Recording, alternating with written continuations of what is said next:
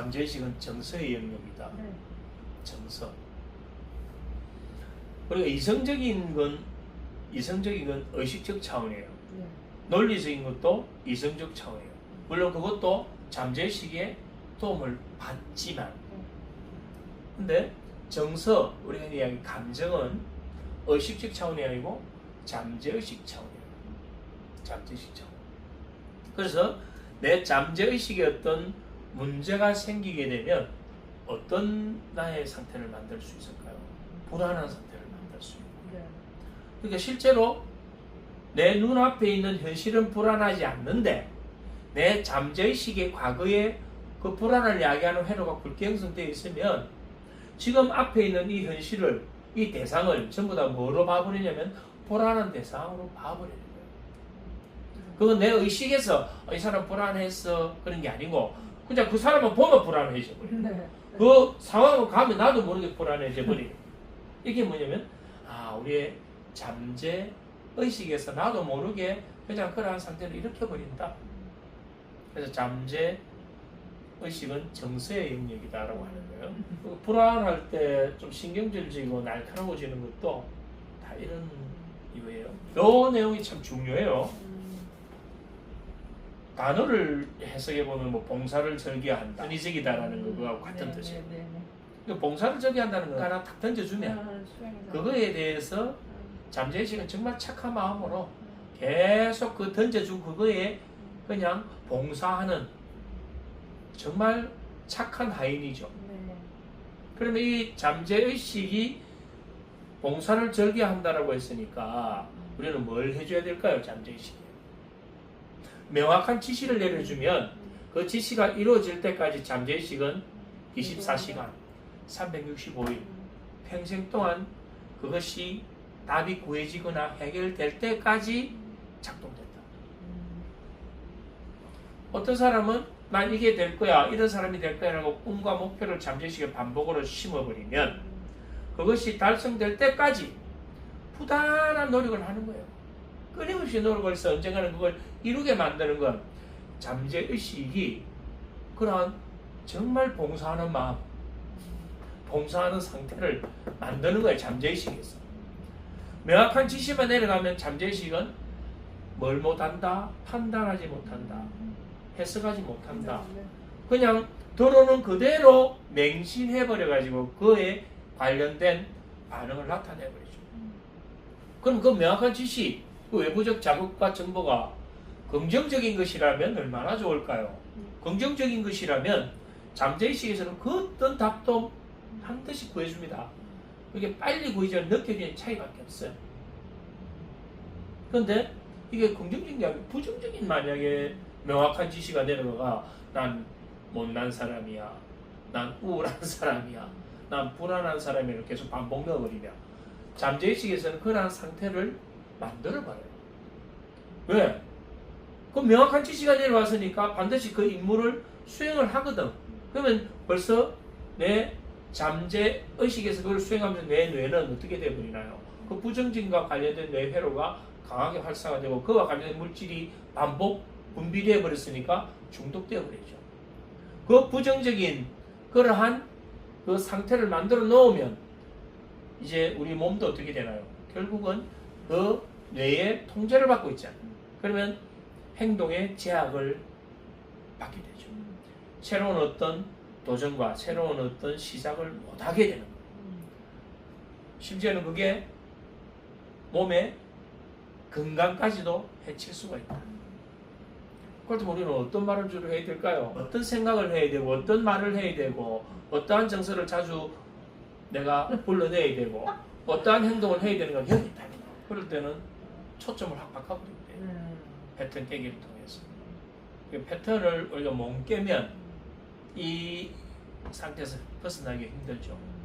근데 긍정적인 건 패턴을 깰 필요가 없고 부정적인 게 오면 부정적인 어떤 생각이나 어떤 뭔가 감정이 올라오면 이건 반드시 패턴으로 간다. 그래서 빨리 패턴 깨기를 해야. 그래서 패턴 깨기 하는 거는 아니야 해놓고 괜찮아. 그게 대수라고. 그게 뭐라고 하고 나서 빨리 새로운 초점을 만들어야 돼. 초점을 못 만들면 다시 또 그 패턴을 또 회복시켜 가거든. 부정적인 상태를 계속 유지하는 건 이미 그 패턴이 유지되면 물질에 중독되는 상태를 만드니까 의지로 그걸 극복하는 게 힘들어요. 아까 그 운전해 가는 사람을 보고 내가 지금 저 사람이 이렇다라고 판단을 하고 있는 거거든요. 네. 그 사람은 내가 아무 관계 없는데 나는 그 판단을 하면서 내 안에 부정을 네. 잔뜩 올려버렸단 말이에요. 네. 근데 그 사람은 화를 내든 짜증을 내든 관심이 없어요. 혼자 지금 덥수도 뛰었잖아.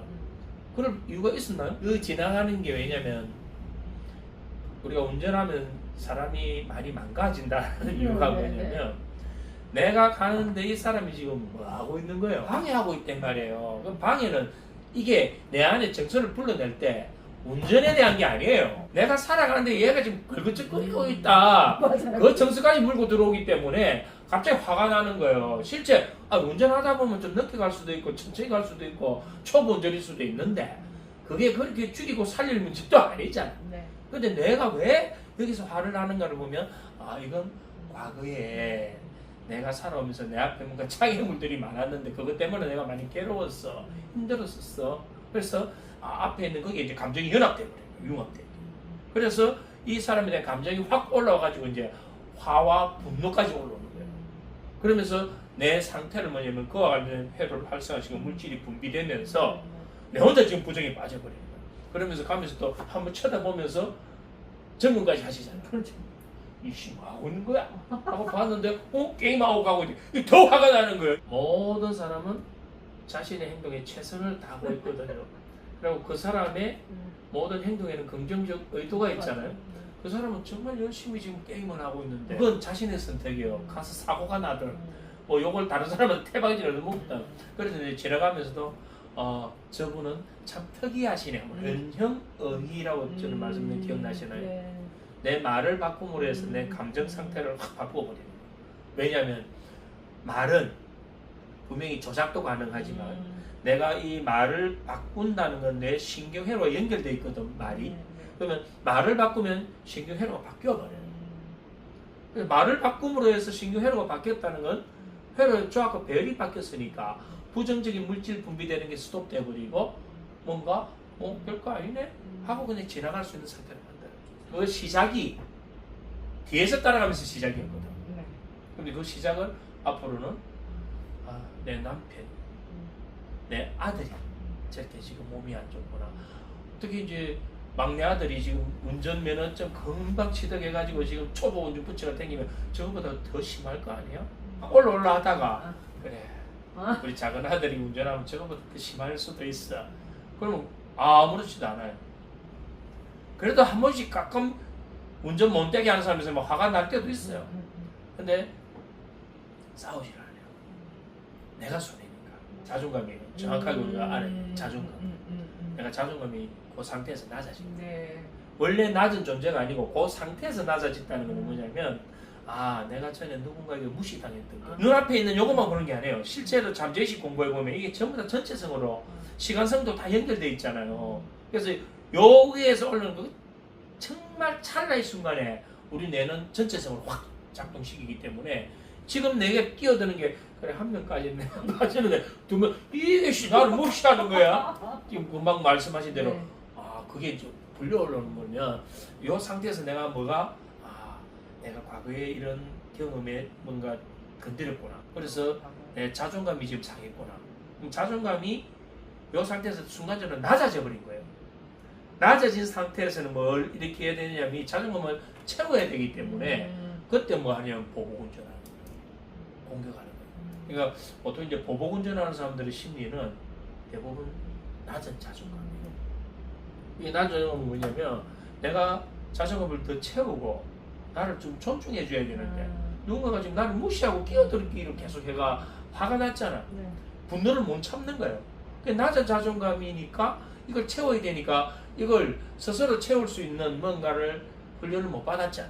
그러니까 어떻게 이걸 해결해야 될까요? 이 사람은 저 사람에게 응징을 해야 돼요. 보복을 해야 돼요.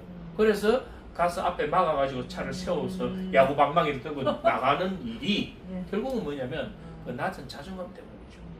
이제 이 상태에서 내가 자존감이 낮아지는 상태로 가지 않기 위해서는 변형의를 쓰거나 그 관점 바꾸기 우리 공부할 때 이제 프레이밍이라고 기억나시나요? 네. 프레임을 바꿔버린다. 프레임이 바꿨다는 거는 뭐냐면 프레임을 바꾸는 방법이 두 가지거든요. 하나는 상황, 하나는 내용. 상황은 뭐냐면 아 그래 나도 저 상황이 되면 저럴 수 있지 라는 거. 그럼 내용은 뭐냐면 아 그 사람이 저 사람이 지금 임시 구비업일 수도 있어. 아니면 지금 말기 암 환자가 돼가지고 운전대를 근근히 잡고 가는 사람일 수도 있어. 이걸 바꿔버리면 저 사람이 어쨌든 난 알 수 없는 거야.